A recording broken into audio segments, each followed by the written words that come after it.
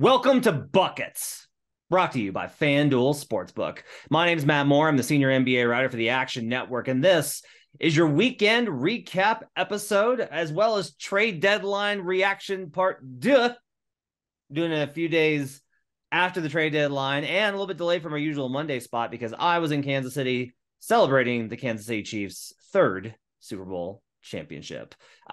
On today's show, Albert Nguyen, who's joining me on the show today at Analytics Capper, he and I will go over the impacts of the Phoenix Suns, how the market has reacted in the last couple of days since the initial rush in on the Suns. There's been an interesting movement in the Western Conference. We'll do that. We'll talk about the awards races after the trade deadline, how have things changed. We'll give you our picks for who we would take right now if we had to bet the awards today. All that and more on today's show. Albert, we just did our best bets episode, which you can check out in this feed currently. Let's go ahead and start right here. So at FanDuel Sportsbook, after the Kevin Durant trade, the Phoenix Suns, they moved, obviously a monster push early to be expected. I said you should wait. That was my best bet. Was like, hey, you can get this number later at a pretty good price. I think we're still at that. I think we're still in a pretty good spot for that. What's interesting is that there seems to have been a little bit of push on the Nuggets rather, because the Nuggets are now down to plus 290. That gap between the two has shortened not surprisingly, people probably came in on the Nuggets. We wrote an article about it. Joe Dallaire liked that bet. Brandon Anderson liked that bet. I like that bet for the Nuggets to win the Western Conference. Mm-hmm. The odds right now, Suns plus 240, Nuggets plus 290, Clippers plus 500, Mavs plus 700. A lot of respect for the Mavs with Kyrie. The Grizz plus 750. Your defending champion Golden State Warriors plus 900. No timeline for Steph's return. The Pelicans, who got bad news on Zion, plus 3,000. The Los Angeles Lakers plus 3,200, getting housed by the Portland Trailblazers as we record this. The Sacramento Kings, light the beam. No respect for them at plus 10,000. And the Minnesota Timberwolves plus 12,000, and so on and so forth. So I'll ask you this. We're going to time the Suns, either to bet them if you're like, I want to bet the Phoenix Suns, they're going to win the NBA championship. Kevin Durant's awesome. Devin Booker's awesome. Chris Paul's awesome. They're going to win. They got Terrence Ross, for God's sakes. If you're going to want to bet the Phoenix Suns, how do you time this? Do you think it's now? Do you think it's later? Do you wait for an injury? Do you wait for the beginning of the playoffs? How do you time this? If you want to get in on the Suns right now, whether as a position better, adding on to your various pieces, or as a one-time, I want to bet the Suns will win the title right now. How do you time this to get the best value, do you think? No, that's a great question. And I think all of it's going to be hinged on how you think and how well you think Kevin Durant's going to, come back from injury, because he's hurt. People don't realize he's hurt. And then B, how good or how smoothly he's going to get integrated into that team. We all expect him to be, one of the contenders in the West. They have now two really elite scorers with Chris Paul, DeAndre Ayton, a good coach there.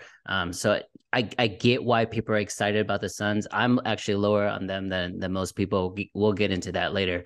But as far as timing it, Matt, in my estimation, I would assume that they're going to struggle once Kevin Durant comes back. I don't think it's going to be all roses. I don't think it's going to be smooth. I don't think they're going to go on a 10-game winning streak when he gets back. When you integrate someone with that much gravity in the game back into, not even back, but integrate that brand new piece into your team, you're going to expect some growing pains. So I would say wait till KD comes back. See how they do in those first 6, 8, 10 games. If they start off 500, 4-4, 5-5, something like that, I think it'd be a great time to jump in. Again, this is more of a playoff bet, right? Because you're betting the Western Conference champion, the team that would be a representative in the finals. We'll talk about this, Matt, but I think the best bet is the division bet, because that's a regular season award, and you can fade the excitement around the Suns. You can fade the excitement around the Clippers because they've also upgraded. I love Kings plus 410 to win the division. They're leading it right now by 1 game, and you're getting 4-1 odds. I think that's amazing value for a team we know that has really good offense and a team that's not going to integrate a lot of pieces moving forward. I don't know that they're going to struggle immediately. And if they struggle much more, I'll say that like I kind of don't know if they can catch the Suns or the Kings rather. As we sit here and record this, the Suns are 31-27, Kings are 32-24. So they're up 3 in the loss column, and that's not a lot. But if you slip it all, like you're still going to have to gain ground on Sacramento, who's going to feel like a huge amount of push because of the momentum and the emotion of closing in on the playoffs. I don't mind the division angle on it, except for like, again, how much of a bump it seems to have gotten like in the market. The fact that this, like the Kings have led this division for like 2-3 months, and the Suns are minus 150. Like you're laying minus 150 at FanDuel on the division. No, I like the Kings. I like the Kings division. Okay, so you like the Kings at the Kings side. Yeah, of it. I want to fade the excitement around Phoenix and around LA. I like the Kings division bet. Plus 410 is juicy. Like that's really good. They're not even. This is what's crazy. How the amount of respect the Kings are getting. They're not even second. The Clippers are second. It's crazy. Like what? The Kings are 32-24. Like put some fucking respect on their names. So yeah, I agree. I agree that there's probably value on the Kings division bet. I think there's a good chance that the Suns do just like whip ass immediately, in part because so much of they are well built to do, and I talked a lot about this when I wrote about it last week. They're well built to do what you need to do with a star like Durant or Kawhi Leonard, which is like have an offensive structure and then just tack them on the side. Trying to integrate Kevin Durant into a motion offense like the Warriors try to do, that gets a little clunky. And like they were clunky on their way to probably one of the best teams of all time in 2017 because the fucking talent was too much and there wasn't anything you could do. But even then, like even Warriors fans are like, no, like there's time. Like KD would leave and they would run Warrior stuff, and then KD comes back on the floor and they would run like the KD offense with like some Warrior stuff around it. The Suns will probably do that, and I think they're well built to be able to integrate this. I still think that with Chris's injury risk, Devin coming off the hamstring, their lack of depth that could hurt them, where they're at in the schedule, like they're going to have to like basically push here to try and get a solid top 4 seed. And then they're going to need to start resting guys. Another reason to take the Kings plus 410. I love it. Let me pose an interesting question back to you, Matt. Would you take this year's version? So Kevin Durant, Chris Paul coming off an injury, Devin Booker with, soft tissue issues, or the version 2 years ago with Durant, Kyrie, and James Harden? Which trio would you take there? Oh God. I would take the Suns team just because for me, at least the Suns have an identity. Like they have an identity and they want to win basketball games, and they don't look at it as art, and it's not a branding experience. Like, I'm not worried. Like, Chris may miss 15 games because of an ankle injury, but Chris isn't going to miss 15 games because he went to find his chakras. Like, there's just like a difference here in seriousness as a franchise. Professionalism. Yeah, the Suns are a serious franchise, and I want to give them the credit and respect that they're due there. All right, so you went tonight to the Mavericks game, and they lost to the Wolves tonight. By the way, credit to the Wolves, who are 15-8. By the way, since falling 5 games under 500, Chris Finch is just a hell of a coach. I keep trying to tell people and no one listens. But on the Mavericks side of it, they're now tied in the loss column with the Pelicans for the 7th spot in the Western Conference. They're currently 5th. Do you feel like they're going to figure this out? Like, do you feel like you had a lot of enthusiasm when they first got him after watching him in person tonight and seeing a bad Luka game?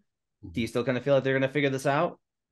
I think from a sheer talent standpoint, I'm still very excited, Matt. If I'm sure you watched the last 2 games. So Kyrie's been on the team 4 games. They're 2-2, 2-0 without Luka, 0-2 with Luka, which is insane to think about. The previous game, Luka and Kyrie against the Kings had a shot to win the game. Luka missed the step back 3. This game, they had a shot to tie the game, and then they didn't even get a shot off. I think those type of growing pains, because they're trying to defer with each other, and I think that's really hurting the team. Because, I mean, Kyrie was cooking in that 4th. I would have just isolated and let Kyrie shoot it for better or for worse. But I think they are going to figure it out because I believe in Luka Doncic. I would say this though, the temperature inside that arena from fans, Matt, is crazy. It's only been 4 games, like I said, but it's already kind of turning. Why is Luka missing free throws? Why is Luka not boxing out? Why does Jason Kidd have Luka guarding Rudy Gobert? Like all these nitpicky things going on around Luka, and then Kyrie just dropped like 30 points in the fourth, which like accentuated that as well. But hopefully from a talent standpoint, we know the game is going to slow down in the playoffs. They're going to play a lot of iso ball, a lot of pick and roll. So hopefully Kyrie and Luka can figure it out. Luka Doncic for Anthony Davis in a trade this summer. Kyrie and AD, you'll never know who's playing. All right. So that kind of wraps our conversation on the Suns. The next time we'll talk about the Suns will be after we get to see them in person and kind of get a sense for what they actually look like. If you want more coverage of that, just check out the Action Network app. We got tons of stuff on like why we like the Nuggets, and like I have a play on the Eastern Conference and like the Pacific, and there's all sorts of angles to find for you to bet on. Just check out the Action Network app. Let's do if you had to bet today. So we're going to run down the awards and talk about what we think if we were going to bet them right now, who we would bet for the various awards. Let's start with MVP. Nikola Jokic leads the pack at FanDuel Sportsbook -175. Joel Embiid is next at +390, sliding a little bit as the Sixers have had a little bit of a rough spot. Giannis is +800. Luka's +1300 now. Tatum all the way down to +1800. Remember when Tatum was like +125? That was a fun time early in the season. And John Morant +5500. So like the book's telling you it's gonna be Joker. There's no question it's gonna be Joker. Joker got another win tonight versus the Heat. If you had to bet MVP right now, what would you go with? It's gonna be Giannis. Giannis at +800. People are not taking notice here, but the Bucks have won 10 straight. They're only a game and a half behind the Celtics. Only 1 game in the loss column, and they play Tuesday night, so they essentially can be tied up heading into the All-Star break. If the Bucks somehow, some way continue to win, obviously this is a bad time to bet him because they just won 10 straight, but I think it's good value because he's going to be there in the end. And, I'm not going to lay -175 on Jokic. So if I'm not going to lay the number there, I'm going to bet someone else with value. And I think Giannis is going to finish ahead of someone like Luka because there's another superstar in the team and the Mavs are currently struggling. So Giannis for me. The reason I think Giannis is the best value here at +800 is Giannis is the only guy where I can see him flat out beating out Jokic. And Sixers fans are going to be very upset about that, as they were with a holding call that was an actual hold. They're going to be very upset with that based off of the head-to-head matchup, which is I tried to tell people like, hey, this is going to give you a chance to buy on Jokic when this odds shorten because people are going to think that this matters, and it doesn't. It just doesn't matter. It's a February matchup. Nobody cares. Like they're not going to remember. The reason it mattered then was here's what was funny. The head-to-head win that Embiid got mattered because of recency bias, which doesn't matter when you get the actual fucking ballot 2 months later. But I don't have a formula. If Joker doesn't get hurt, I don't have a formula for how somebody looks at the entire thing and goes, yeah, it's Embiid over Joker. I just don't have one. Not enough anyway. Like maybe a few randos because they are really resistant to Joker. But like for the most part, everybody's going to be like, shit, he's got him on stats. He's got him on wins. He plays more games. He makes everybody better. His numbers are ridiculous. Fuck. Like I don't have defense doesn't make enough of the difference versus Giannis with how he's been absolutely just tearing through everybody, averaging like 40 points on 60% field goal shooting from the field. And he's a monster defender. If the Bucks wind up surging and they finish and they're only one back in the loss column, if they catch the Celtics, which they can do tomorrow, then all of a sudden it's going to be like, Giannis has been like a monster from the start of the season. Even though his stats were not great for 2 months and the Bucks offense was trash, they won games anyway, in part because of his defense, which shows his value. The advanced metrics won't back Giannis, but that doesn't matter because enough of the pull of like, look, when you watch Giannis night in and night out, he is the most dominant player in the league. If they finish with the number 1 seed, that's going to absolutely, I think, get him within at least striking distance to where this number plus 800 is laughable. So I'm totally with you. I think it's got to be Giannis plus 800 is the best bet for if you had to bet MVP right now. Rookie of the year, it's Paolo Banchero. We're done. We're done with that. Do you have any dispute with Paolo who's going to win this thing? I think he won on draft night, to be honest. We haven't looked back. Accurate. I was going through my tickets because I was going through all the Super Bowl stuff, and I was like, holy shit. Paolo Banchero was really 425 at open to win Rookie of the Year. That was a thing that they did. Jaren Jackson Jr., DPOY. I'm still of the as long as he plays enough games, he probably gets there. You agree? I do agree. I do want to say Bam Adebayo at plus 700. I didn't realize he's moved that much. Remember how high we were on Brook Lopez before Jaren Jackson came back from injury? This was supposed to be his award to lose. I watched them in person. He was blocking every shot Luka took at the rim, and look at him. He's at plus 1,500, the 4th best odds. But I agree. It's Jaren Jackson if he plays enough. And let's go to most improved. This is where it gets messy. This is a good one. All right. So there was a 2-week period where Lauri took over at all of the books. Somebody came in and just hammered Lauri Markkanen, and he got to a minus number, and I was like very confused. Shea's back to being the favorite. He's actually tied with Lauri. They're both plus 130. I have been betting Shea in parlays this whole time when I was getting him in the plus number. Like if I see a plus number, I'm putting Shea in a round robin awards at FanDuel. Like that's the thing I'm doing. Because for me, like I have a Lauri position and I'm fine if he wins. I don't know. There is another thing here of, are they really going to vote for him for most improved because he was already so good? There's another factor here, which is that everybody's like, no. Like Shai Gilgeous-Alexander is like a fucking problem. Mm-hmm. And when he gets to that level, the same way that Ja did last year, and to, less of a degree, but kind of Brandon Ingram, when you get to that level, we got to recognize what this guy did.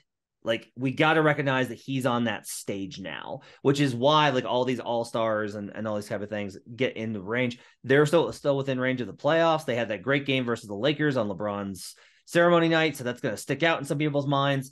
Mm-hmm. If I'm getting a plus money on Shea, I think Tyrese Halliburton, because the injury has tailed off. I think Jalen Brunson, even though he had a phenomenal game versus the Knicks versus the Nets, I think he's tailed off.